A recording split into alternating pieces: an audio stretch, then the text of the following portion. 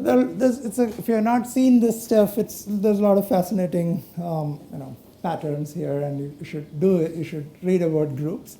But for this lecture, we don't really need a lot. I'll give you one more example, though, and that is the Zn star, the group Zn star. Here, we are working modulo n, but that star indicates that we are going to use multiplication as the group operation.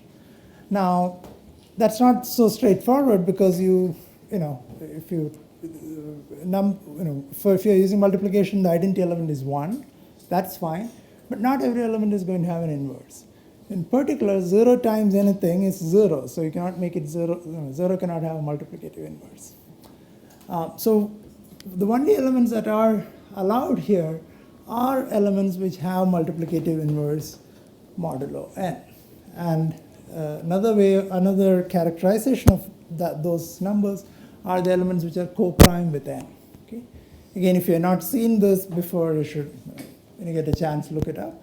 But for now, you just can take it for granted that in Zn star, the elements are all the elements that are co-prime with n. Okay? And they have multiplicative inverses. So I think I might have an example here. Actually, I'm going to have an example, but it's for a special case where n is prime. Okay, when n is prime, every element is co-prime with n, every element smaller than n, right? Apart from 0, right? So all elements 1, 2, 3 up to n minus 1, they're all co-prime with n. And so here is an example, Z phi star. So all of those elements, 1, 2, 3, 4, are co-prime with 5 because 5 is prime. And I'm claiming that it is a cyclic group. Okay, so in this case, the cyclic group, the multiplication is the operation. So I have one generator here, 2. So what is 2 to the power 0? It's 1. 2 to the power 1 is 2. 2 to the power 2 is 4. And 2 to the power 3 is 8. But modulo 5, that is 3. And that gives you all of this 1, 2, 3, 4. Right? So 2 is a generator, as is 3, and you can verify. 1 and 4, 1 cannot be a generator, right? It's identity. You raise it any number of times, you stay there. 4 is not a generator, it is actually minus 1. So it just switches between 1 and minus 1 as you go through its powers. So they are not generators. So this is a very useful example if you want to have a prototype for well, not prototype, but if you want to think of a cyclic group, Zn star is a good example. There are other cyclic groups also, or rather, let me say, Zn star is cyclic for other n's also, but prime is probably the most useful thing for our purposes, prime n. Okay, so those are just examples. We are not going to use them right away.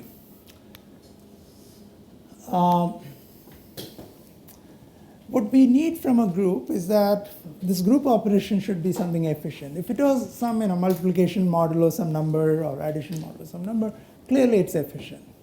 But there will be other groups that we would mention, and they're it's not as immediate that the operation is efficient. So we do want that.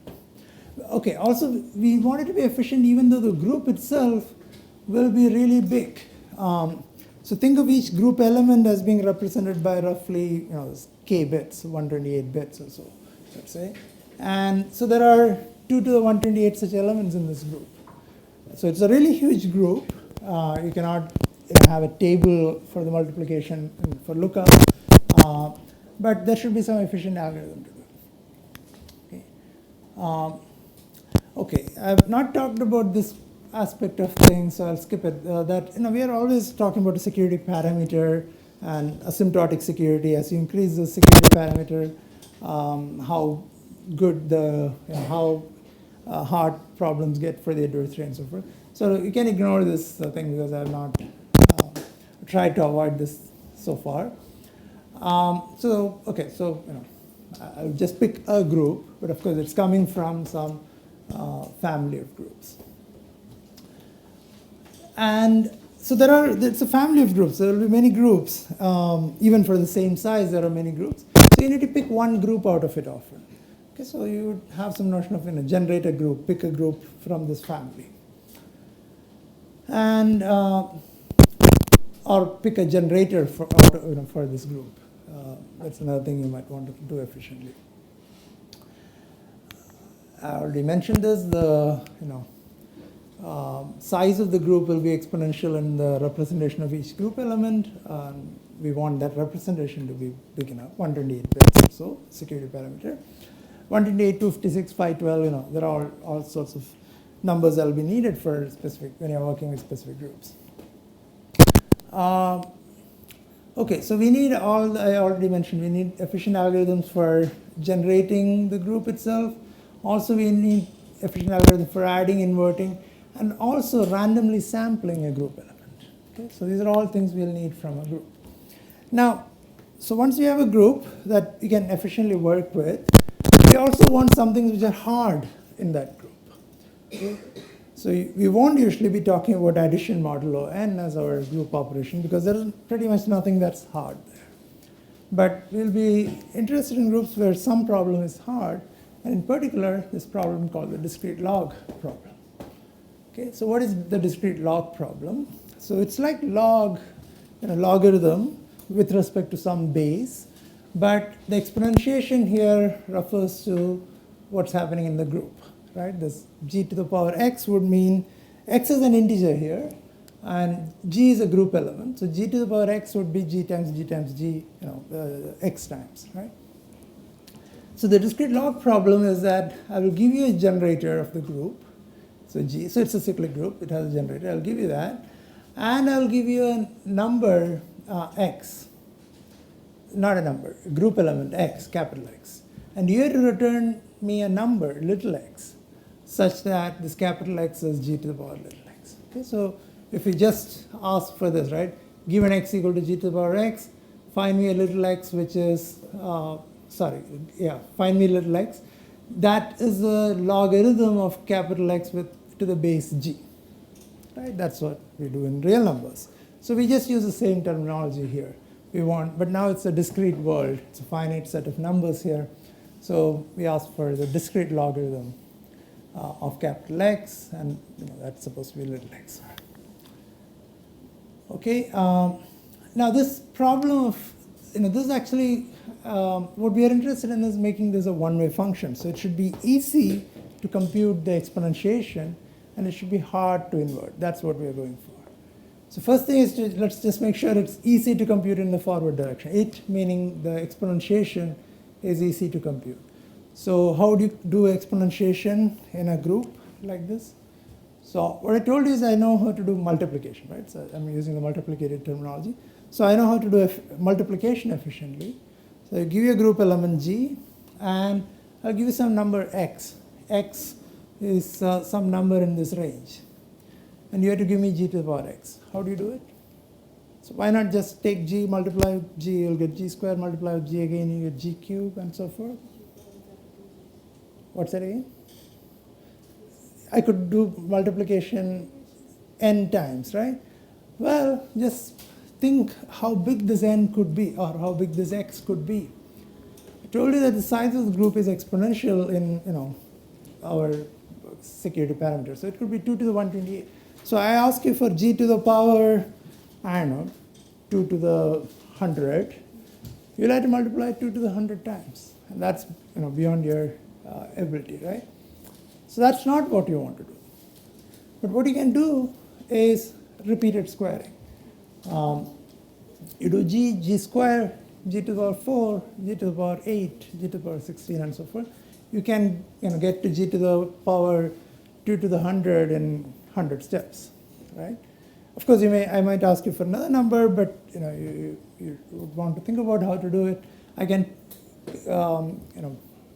still in logarithmic number of steps, log n number of steps, I can compute g to the power n, okay? Order log n steps.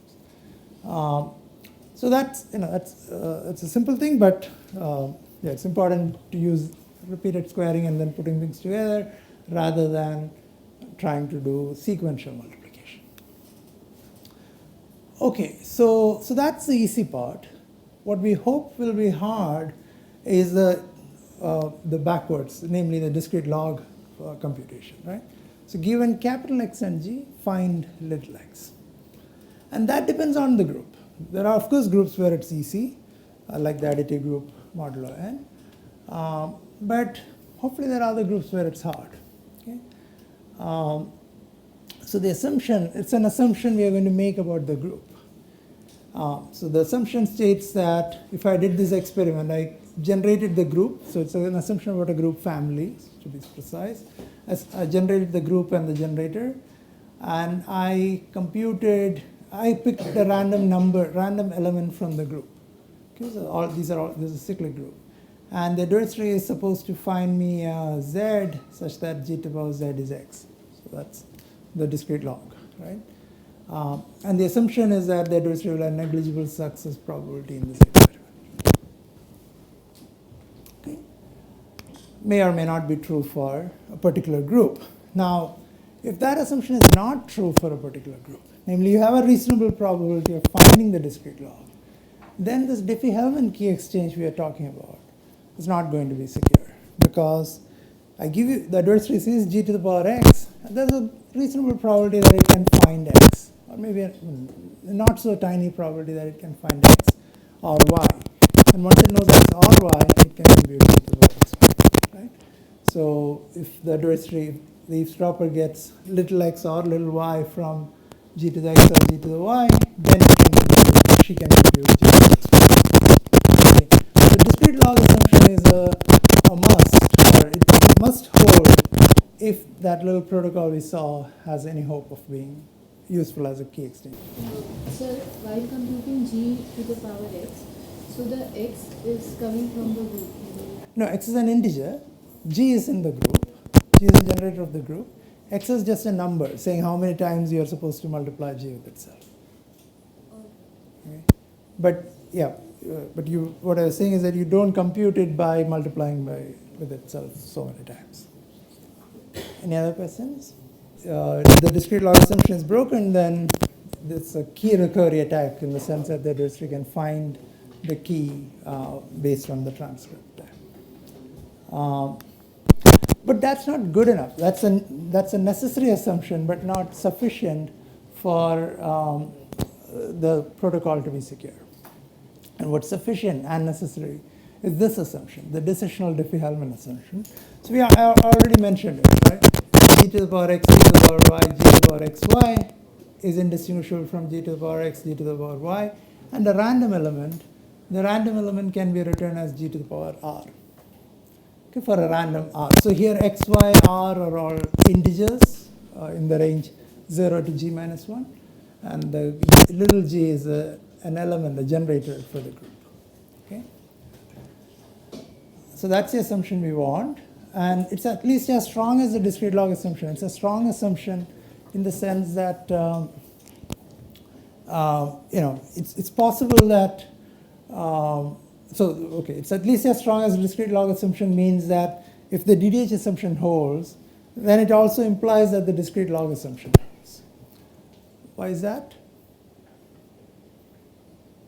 You should think of the contrapositive. If the discrete log assumption doesn't hold, then the DDH assumption cannot hold. Because if the discrete log assumption doesn't hold, an adversary can check.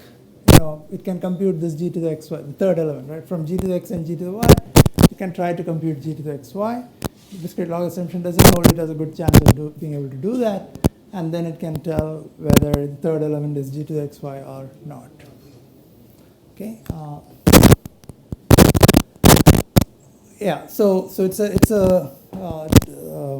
at least as strong, and in fact it's possible, or there are groups where we think the discrete log assumption holds, but we clearly know the DDH assumption doesn't hold.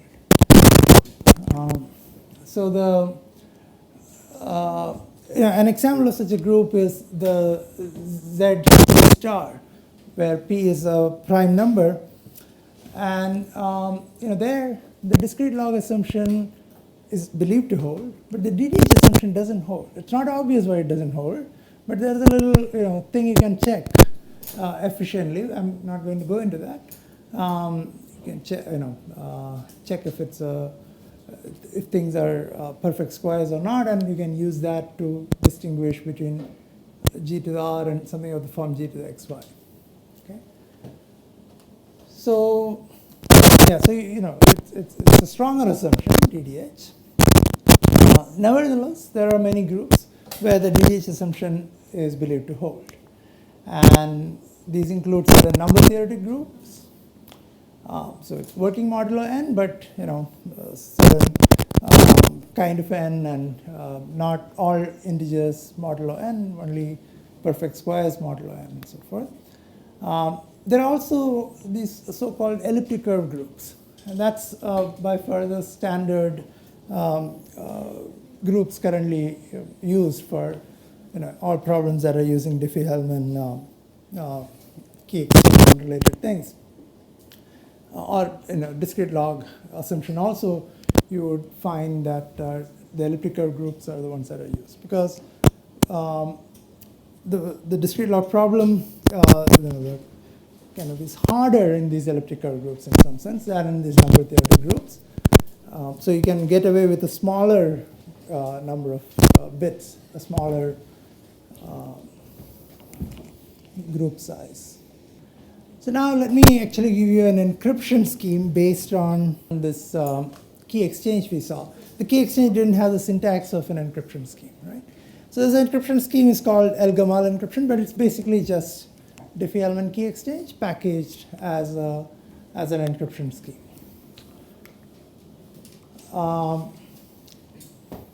So let's first, think of how the Diffie-Hellman key exchange looks, right? So this is what they do.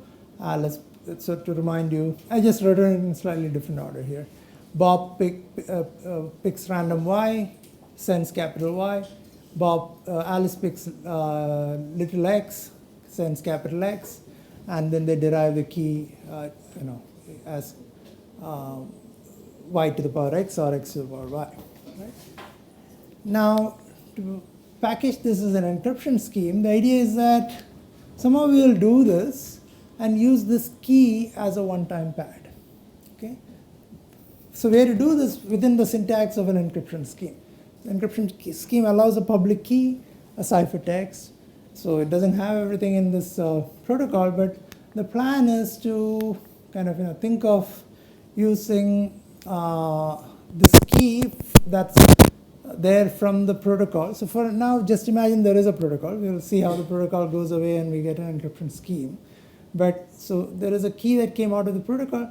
You want to use it as a one-time pad. And I've written this kind of curious notation here, m times k. The idea is that m here, the message, is a group element. Okay, or the message should be encoded as a group element using some arbitrary encoding that you can efficiently decode. And then the one-time pad is actually doing the group operation. So earlier it was the bitwise XOR. Well, that is because we were working implicitly with the group of bit vectors. But one-time pad works for any finite group. So you need a random group element as a key or the pad, and you just need to apply the group operation with the message, and you get the ciphertext. So that's something you should convince yourself of, that it makes sense. If you were, say, modulo n or something, you can think it through. But so this what it looks like, the encryption. Okay, so Bob is he can also compute this same key k, and he can so there's a group operation, right? K inverse, so you can efficiently do that and then unmask. So this is something they could do for communication. It doesn't look like a public key encryption scheme. There is no key generation. There is no, there's no encryption that uses that key. So here is how we'll repackage it. Think of this first message here as Bob's public key. So Bob is the one who is the receiver. His secret key is going to be the little y, and his public key is the capital Y. Okay? And whatever Alice is doing here, well, she was sending a capital X followed by a C. All of that together is her ciphertext. So as part of encryption, she will pick a little x randomly and compute this capital X and capital C. Okay, that's all part of the ciphertext. And yeah, so just to write it out, when the key generation was, there is also all these group parameters being generated, capital G and little g, that's also part of the public key. To encrypt, you pick a little x and you compute the capital X, and also you compute this m times y to the power x. Right? And to decrypt, again, first you have to compute this capital K, which is x to the power little y. So this notation, I mean, the font may not be very clear. This is supposed to be x to the power minus y. So C times x to the power minus y. Okay. And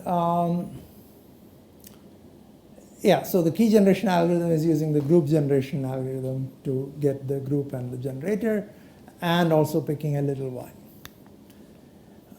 Yeah, and similarly during encryption, a little x is picked. They're all uniform from the order of the numbers 1 to order of the group minus 1, 1 to order of the group rather. Yeah, this is what I mentioned earlier. The message is encoded as a group element. Okay, yeah, go ahead. How is the message encoded as a group element? Okay, how is the message encoded as a group element? Any way you want. Think of the group. So there is some bit representation of group elements. You could say my message, I'm going to make it exactly that thing, but maybe my message doesn't look like a valid group element. Do whatever is needed to get to the next group element, or so it's arbitrary. In specific groups, you can figure out what's the right way to do it. Okay, but it is it is an annoyance, right? You have to encode your message, a block of your message, as a group element. It's a little bit of a group-specific operation you need to do. So there's another thing that is possible, which is keep your message as a bit string. Take this key and convert that into a bit string. Okay. Now you don't want you don't want to take the group elements have some arbitrary representation. A random group element may not give you a random bit string. Maybe always the first bit is 0, or most of the time the first bit is 0 or something in the group representation. So you don't want to just take the group element and use it as it is because of quirks of the group, how the group is represented. So instead you pass it through some key derivation function. And the purpose of the key derivation function, again, we won't go into it in detail, but it's to take something which has high entropy and make it look like something that's uniform. Okay, and usually you would just use a hash function, which is something we'll talk about in the next lecture. Okay, so actually I should pause there for a second in case you have any questions on Elgamal. So Elgamal is our so far our best example for public key encryption, and the DDH is a pretty reasonable assumption. Work with elliptical groups, they're pretty efficient, so we're kind of done with public key encryption to some extent, right? So any questions at this point? Yeah. When we are encoding the message as a group element, so we are choosing the generator in such a way that generator raised to some number is the message, or we representing the message by using the base as the generator? No, so for the discrete log problem to be hard, you don't want a representation of group elements as this exponent, right? So, or exponent for, in some sense it's okay, it will be exponent for some particular generator. And if I pick another generator, the discrete log still would become hard. But yeah, so the representation I'm not making any assumptions about, as long as the DDH assumption holds with your group representation. So DDH assumption is not just about the group, it's about the group's representation also. So yeah, we are not going into any specific group. So we're not talking about under what representations this assumption can hold. But typically, it's the most natural representation. So if it's integers modulo n, some subset of integers, they'll be just represented as an integer. Does that make sense? Any other questions? Yeah. Can you repeat the DDH? The DDH assumption. The DDH assumption was exactly what is needed for this Elgamal encryption to be secure. It says,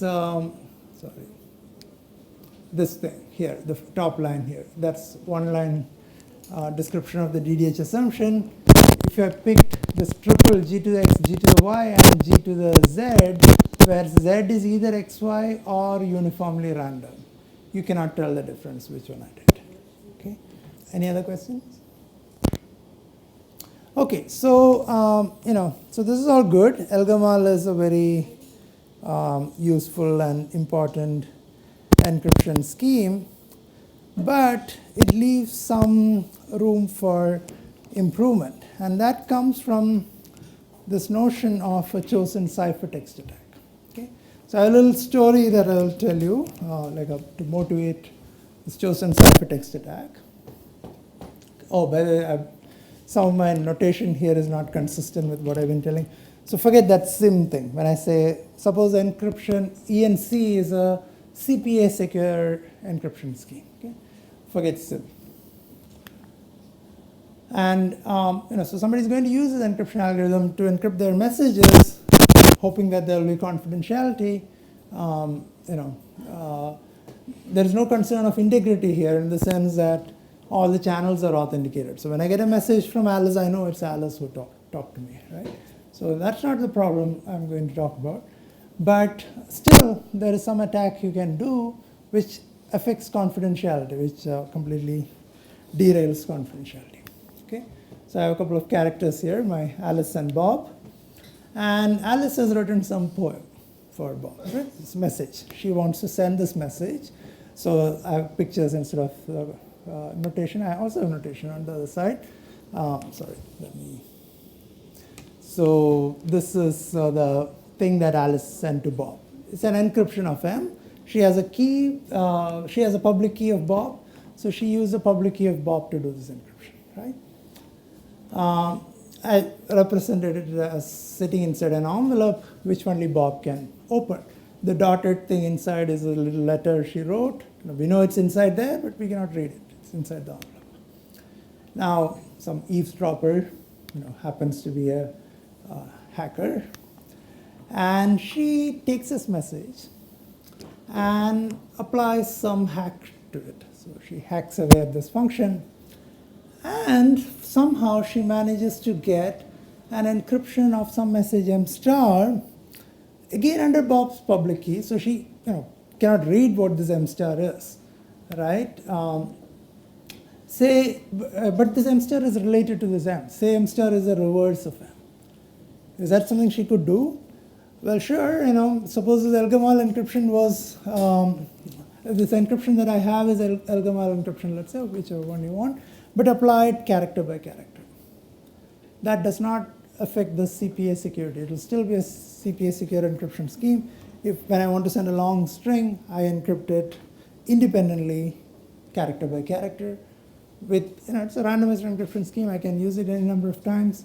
So that's okay. So that's, let's say, what Alice was using. Alice and Bob are using. Okay. And now all that Eve is doing is just rearranging these encrypted characters, okay, in the reverse order. Okay, so it becomes an encryption of M star, which is where M star is the reverse of M. So far, so good. Okay, but this is not a problem, right? She can do it. Who cares? She cannot read it. So all good. Now, suppose, So now suppose she sends this encryption to Bob. Bob knows it's coming from Eve. So Bob receives this little message encrypted message from Eve, intended for him. It's encrypted under his public key. He decrypts it, and he sees this garbage. Okay. So what? Well, now suppose he writes back to Alice, to Eve, saying, hey Eve, you send me this little thing, makes no sense to me, what is it? Right, he just quotes everything. And sure enough, Eve recovers his message. So it's, it's not, you might say it's not a problem per se of this encryption scheme. The encryption scheme was never broken. You kind of tricked Bob into decrypting it for you. Okay? But what he decrypted was actually not the original ciphertext that Alice sent. It was a different ciphertext. And even the message is different inside it. But, by making him or tricking Bob into decrypting messages which are related to M, so from Bob's point of view, he got the ciphertext from Eve. Eve should know what is inside it, right? Or you may know what is inside it. So he might think that it's fine to reply to Eve. But the point is, Eve created this ciphertext without knowing what's inside it, in a way that that message is actually related to something she's interested in learning. Okay, so this is a chosen ciphertext attack where Eve somehow tricked Bob into decrypting a ciphertext that she chose. She chose not just by honestly encrypting, but she created that ciphertext by picking some other ciphertext and manipulating it. Okay, so this is a concern of chosen ciphertext attack, that if the encryption scheme, lets Eve do this, create a ciphertext whose message is something, has some information about the message here, then she, even though she cannot decrypt it herself, she might be able to, in the bigger system, get it decrypted by the legitimate receiver. And then that kind of leaks into the system somehow, and she will learn the original message. Okay? So that's a concern of chosen ciphertext attacks. So the specific problem with the encryption algorithm was that it was malleable. The encryption scheme is malleable. What does malleable mean? So malleability is like, you can take a sheet of metal and beat it into whatever shape you want. So similarly here, Eve can take this ciphertext and beat it into a different ciphertext, right? So without being able to decrypt it herself, but she can still manipulate a ciphertext and get another ciphertext. Well, that by itself is okay, right? She has a public key. She could have created any number of ciphertexts which she wanted. But if she is creating a ciphertext using the public key for a message she knows, no big deal, if Bob decrypts it for her. The point is, she might actually take a ciphertext whose message she doesn't know. And so not by honestly creating ciphertext, she might maliciously create a ciphertext from some other ciphertext. And then, the message inside that ciphertext will be related to the original message. That's a concern. Okay, that's called malleability. And El-Gamal is malleable. So remember, this was El-Gamal encryption. You have, so this is what Alice picked, the little x, right? So you have G to the x, and then the key was this capital Y to the x that is used as a one-time pad on this group element M. So this is what the ciphertext looked like. And what Eve can do, so Eve sees this two elements, so two group elements. The first one is G to the x, I'm calling it capital X, and the second one I'm calling C. And she can take those two group elements and create another ciphertext X and let's say T times C, where T is another group element. So what she has done is T times M times Y to the X, right? That's the new element here in her ciphertext. The first one is still G to the power X. If Bob decrypts it, he will get T times M. Okay, so even though Eve doesn't know what the original message is, she can create a ciphertext of T times the original message for any T of her choice. Okay, so that's one kind of malleability in El-Gamal. There is another kind of malleability. She can raise both of these to some power A, and that'll give you a ciphertext for the message m to the power a for any a of your choice. Okay, so these are all malleabilities present in El-Gamal. And if chosen ciphertext attack is possible in the system, then Eve can exploit this kind of malleability and recover the message, right? So yeah, so this is something to fix. So we need encryption schemes which will have to be secure even when there is a chosen ciphertext attack. Yeah, go ahead. So if it is changed to X bar 8 and C bar 8, then how will Bob decrypt because of these? So okay, I didn't go over it, but what is x power a? It is g to the power little ax. So think of little ax as another x prime. So it's g to the power little x prime. And what is c to the power a? Well, c was this, c to the power a will be m to the power a times y to the power ax, which is y to the power x prime. So sir, Bob will not know that X prime is now A times X prime. No, so first element has become g to the power x prime. So I'm sending you, what Eve has constructed is g to the power ax, right? G to the power x prime. Ax I'm calling x prime, right? So now the new ciphertext looks like g to the power x prime and m to the power a times y to the power x prime. So it's a valid ciphertext, just that, instead of x, now it's x prime. Okay. Any other questions? Yeah. What are the chances that the Eve will successfully crack the message in a finite computation? Well, she will completely get, if the chosen ciphertext attack is there in the system, in the sense that she can just ask Bob to decrypt whichever ciphertext she wants, and she will ask Bob to decrypt this ciphertext, say x times tc. Once she gets, and she'll get tm. Once she gets tm, she can just divide by t, apply t inverse, multiply by t inverse. And that's efficient. And what if the M star, that message that the Eve has generated, is completely unrelated to them? Well, if it's completely unrelated, that's something, that has no information about M, then there's no problem. That's something she could have done herself anyway, right? She could have created, without, even without looking at the original ciphertext, she could have created this other ciphertext of some M prime. Getting that decrypted wouldn't help her. So to exploit malleability, you want to actually, or to exploit chosen ciphertext attack, the ability to launch chosen ciphertext attack, you want to use some malleability. You want to take a ciphertext and beat it into another ciphertext. Okay? If you just create your own ciphertext and get them decrypted, there's nothing you're learning beyond what you already knew. Okay? Also, sir, decrypting the whole correct message will require multiple tries. Not in this case. So the question is, from this, will Alice be able to, or Eve be able to get the message fully? In one shot, she will be able to get it, right? She got Bob to decrypt this x comma tc for her, which means she gets tm, and she can divide by t and get m. There's no multiple tries needed. Okay? So if chosen ciphertext attack is a possibility in your system, sometimes it's not, because your Bob will say, I'll only accept one ciphertext using each key.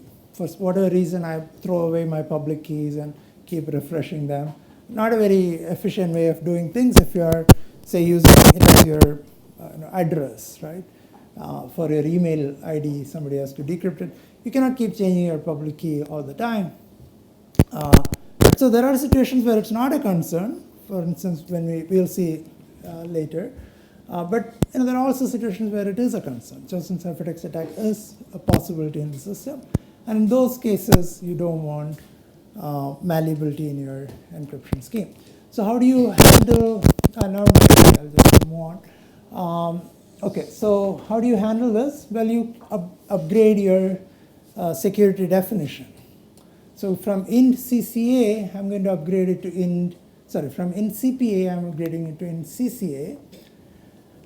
And it's almost the same thing as before, except now I have added these things. So the adversary gets access to the decryption oracle. Okay, so he can now, so now there is the decryption oracle also sitting here, decryption algorithm also sitting here with the key, with the secret key, and the adversary can query it. Of course, that sounds like a little too drastic, because if he can query it, he could have queried it with this ciphertext he got and figured out what B is. So we will guard this access. We will say, okay, that's the only thing you cannot do. You cannot query this, this particular ciphertext to the decryption oracle. You can query anything else you create, and so in particular, you can take this ciphertext, malleate it, create another ciphertext, and you can query it. But you cannot query just this one to the decryption oracle. And that's just, that, rest of the experiment is the same. This definition, CCA security, may look a little technical, right, ad hoc, but there are alternate ways of looking at this definition, which I won't be going through today, which kind of convinces you that, okay, this captures all concerns when Eve is also sending messages to Bob and getting them decrypted. Okay. It's not so much a concern in symmetric key encryption, or rather, in symmetric key encryption, this concern is completely taken care of once you have authenticated channels, because the secret key that's used between Alice and Bob is not what's going to be used between Eve and Bob. So Eve is not going to use the Bob is not going to use the Alice-Bob secret key to decrypt messages coming from Eve. Right? So as long as you authenticate things, CCA security is taken care of there. Here, that's not the case in public key encryption, because Bob is waiting there with his secret key to decrypt messages coming from everyone. And that's the danger. So do we have CCA secure encryption schemes? Sure we do. Okay, I'm way behind in terms of time. So let me just say there are, under DDH assumption, there is something called Kramer-Shoup. There are many others which are a little more efficient, in particular something called RSA OAEP. And these are secure in a heuristic model called the random oracle model. So let me quickly tell you what the random oracle model is. So it's a heuristic model. So you imagine that there is some oracle in the sky which is a random function. So it almost sounds like a pseudo-random function, right? A random function will show up. It's not, clearly a random function is too big a thing. And it won't show up anywhere. We want it to be a function that everybody can evaluate. It's like a little function call you make to this random oracle. And it's the same function that we are all using, right? And yeah, so you can query it with an input x and it'll return some random value. But of course, if you query it with the same thing, or if two people query this random oracle with the same input, they'll get back the same thing. Okay. Yeah, all parties have access to this. So what is this, modeling? It's trying to model a hash function which has some unspecified properties. We'll talk about hash functions in the next lecture a little more in detail.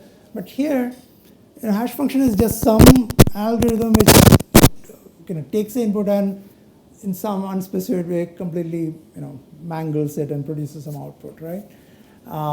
And that's what this random oracle is supposed to model. You give it different inputs, the outputs are somehow completely unrelated, independent of each other. And on the other hand, everybody can efficiently evaluate it. That's what this hash function is. There's a heuristic model, in the sense that, okay, so it's a heuristic model because the hash function is a particular function. It's not some random function that is sitting in the sky. But the hope is that this particular function has no structure in it, that the only useful thing you can get out of this function is evaluate it, like feed inputs, get outputs. Okay, that's kind of the intuitive justification. So if that's all you're going to do, then you might as well imagine that this function is sitting inside a black box, it's sitting in the sky, you're not really looking at the structure of this function. in yeah, so so now imagining that there is instead of hash function, it is a thing sitting in the sky, means your security definitions will slightly change to say that that function is actually picked at the beginning at random. Even though the model is a heuristic model, there is no real justification for it, and there are reasons why it is not good also. It's still a good practice to use this model rather than just saying, oh, here's my construction, I hope it is secure. Instead, now you're saying, here is my construction, it's secure in the random oracle model if you model this hash function as a random oracle. So you're putting all your bets on the hash function having no simple structure. That an adversary doesn't know how to exploit the structure in the hash function, they're only going to use it as a black box. So this gives you gives you security guarantee against those kind of adversaries. Right? It's a widely used tool, so it's good to know about it.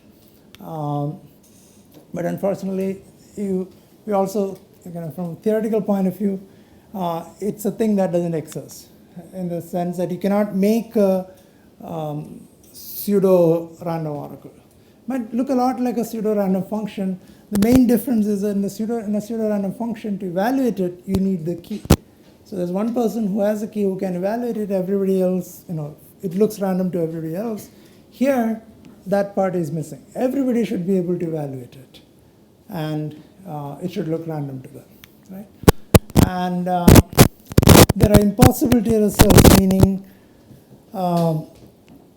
there are schemes or even primitives that have secure constructions in the random oracle model, or that are secure in the random oracle model, which simply do not, you can prove that there is no such secure scheme in reality. Okay, so you can do impossible things in the random oracle model, which is a red flag.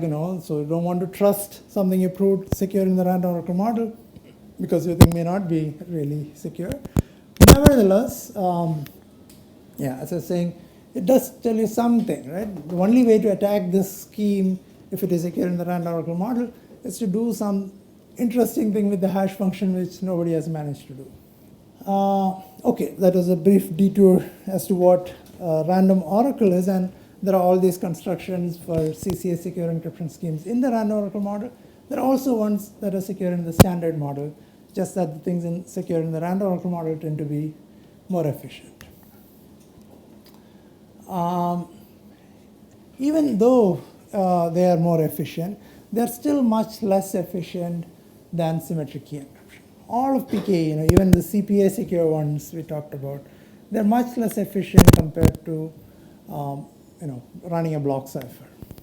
Okay, so RSA OAP or Kramer-Shoup or even El-Gamal, they all use group operations, exponentiations in the group, and they are slow. So what people are doing in practice is not to use public key encryption on your actual data. Use public key encryption to transfer a short key, which will then be used for symmetric key encryption. Okay, so now even though public key encryption is slow, you are only using it on a small amount of data, and the actual bulk of the data is encrypted using symmetric key encryption. Okay, and that is that's fast. I'll skip this, I guess. There is a terminology for this kind of use, or public key encryption schemes built with this philosophy. That's a chem-dem paradigm. Chem for key encapsulation method, dem for data encapsulation method. And the chem is basically the public key part, dem is a symmetric key part. But you don't need chem to be a full-fledged encryption, chem or dem to be a full-fledged encryption scheme. So there's some efficiency to be gained. Skip that. Oh, that was the last slide I had, right on time. Okay, so I can take a couple of questions and then we will continue in 15 minutes. All right, otherwise we'll break now and we'll continue in 15 minutes.